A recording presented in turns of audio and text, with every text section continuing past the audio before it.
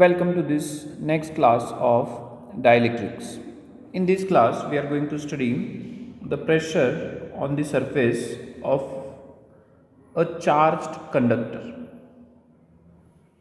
We are going to study what is the pressure on a charged conductor. For example, we are taking a conductor of spherical shape, and there is a positive charge which is distributed on the surface of this conductor. We have selected a small area ds on which we are trying to find the pressure. So the sphere is divided into two parts. This smaller part ds, having area ds, and the remainder of the sphere. We are going to select 2 points, point P and point Q, which will help us to find out the pressure, that is force per unit area on the surface of this charged conductor. Now, if you ask what is the pressure at point P, the pressure or the force, or if we try to find out the electric field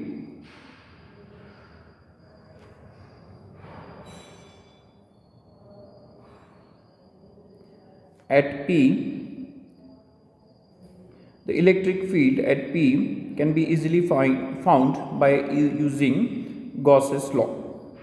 According to Gauss's law, the electric field will be sigma divided by epsilon naught. We are talking about point P. This we have already learnt, and we also know that at point Q, which is inside the conductor, the electric field is 0. Let us call it as net electric field or the total electric field. Whereas at point P, the electric field, the net electric field is sigma by epsilon naught. Now, both these points at point P and at point Q, both these surfaces will exert pressure.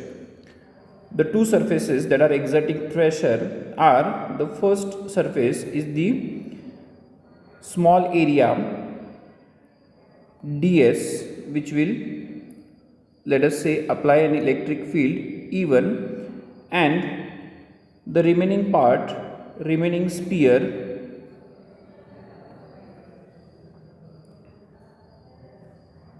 will exert an electric field or will apply an electric field E2. We have divided the sphere into two parts. So at point Q it is 0. That means the fields E1 and E2 should be in opposite direction, and at point P both these fields should be in same direction. At point P they must be adding, at point Q they must be subtracting from each other. So if we consider at point Q, where we know the net electric field is 0. Now this net electric field is formed from E1 and E2. So we know E1 plus E2 is equal to 0, or E1 is equal to minus E2. Next thing that we know is that at point P, we know the electric field or the net electric field is sigma by epsilon naught. So E1 plus E2 here is sigma by epsilon naught. Let us say this is the first equation and this is the second equation. From the first equation we know that E1, magnitude of E1 should be equal to magnitude of E2. Let us call this as equation number 1. That means E1 and E2 are having same magnitude, and if we talk only about magnitude, then we can write this as E1 plus E1 is equal to sigma by epsilon naught, because E1 is equal to E2 magnitude wise. Here we know at point P the direction is same, so they will add. That means E1 will be equal to sigma divided by 2 epsilon naught. Let us call this equation number 3. So what this does is, now we know that the electric field due to E1 will be sigma divided by 2 epsilon naught, the magnitude, and E2 also it will be sigma by 2 epsilon naught. The electric field due to E1 and E2 magnitude now we know. So now we can find the pressure. The pressure on the surface will be force into area. Now we are talking about the pressure on this surface, ds surface. Now who is going to apply pressure here? The pressure will be applied by the remainder of the sphere. So pressure will be force divided by area, area will be ds. We can find the force by using electric field into charge. Now electric field here is applied by the remainder of the sphere, that means it will be E2, and the charge we can easily find by using sigma into ds, that is the surface of that part of the sphere. So force will be E sigma ds. E2 we know is sigma divided by 2 epsilon naught into sigma ds. So this will give us sigma square divided by 2 epsilon naught into ds. Let us put this value in this pressure equation. So pressure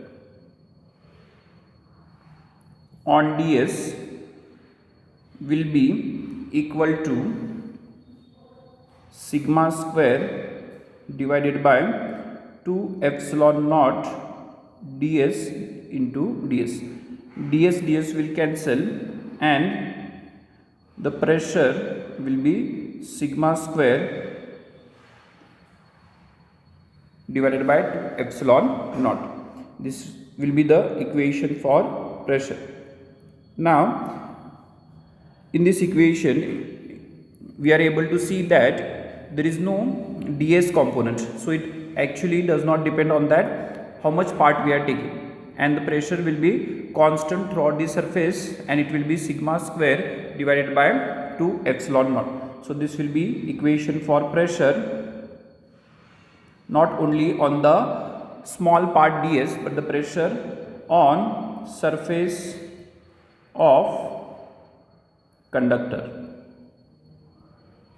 This will be the equation for the pressure. Now we can easily demonstrate this with the this pressure with the help of experiment. In this experiment we take a slab of wax. We take a slab of wax through which a pipe is introduced,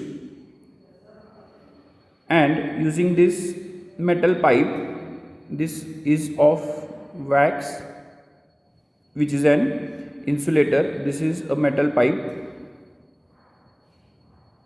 Using this metal pipe, what we are going to do, we'll first form a small bubble. We'll form a small bubble. Now by using an plastic rod, we will try to give a charge to this bubble. When the charge is given to this bubble, when the charge is transferred to this bubble, the bubble will increase in size, its radius will increase, and this is because of pressure which is applied by the charged particles, that is the positive charge.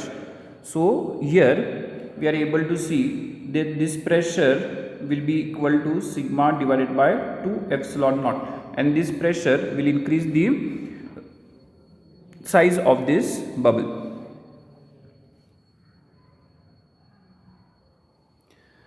Okay, now let us solve a problem based on this. Okay, let us see what is the problem. Okay, there is a sphere of radius 0.1 meter which is charged to a potential of 100 volts,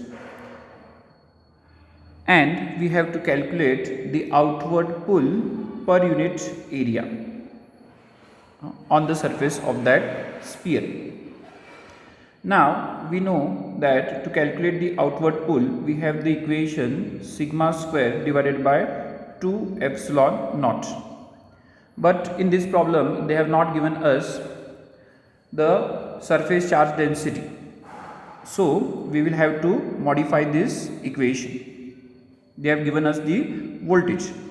We know that this sigma or electric field is equal to sigma divided by epsilon naught. So we can write sigma is equal to E into epsilon naught. Also we know that E, which is equal to E into R, is equal to potential. So E we can write as potential divided by R, the radius. So sigma we can write as V divided by R into epsilon naught, and we can substitute this in the given equation for pressure. So pressure, which is equal to sigma square, that means this V divided by R bracket square into epsilon naught square divided by 2 epsilon naught.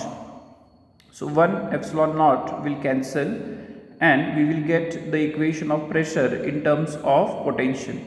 V square divided by R square, 2R square into epsilon naught. Now we can substitute the values that are given for the pressure.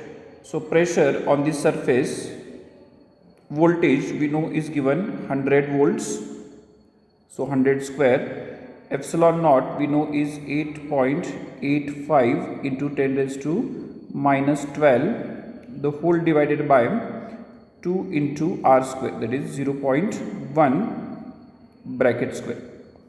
So here what we will get is, this is 10 raised to 2 square, that means we will get 10 raised to 4 divided by 8.85 into 10 raised to minus 12, 2 into, this is 10 raised to minus 1 bracket square, so we will get 10 raised to minus 2. We can cancel out the powers first. So this will be 10 raised to 6 minus 12. If we take this 10 raised to minus 2 in the numerator, and the power that is left is 10 raised to minus 6. So power is 10 raised to minus 6, and we can divide the number now. We will get 4.2 divided by 8.85, that is 4 into 4 to 5. This will be the pressure in Newton per meter square on the surface of the charged conductor. So here we have found out one more equation for pressure in terms of potential. This equation may be helpful in many of the problems.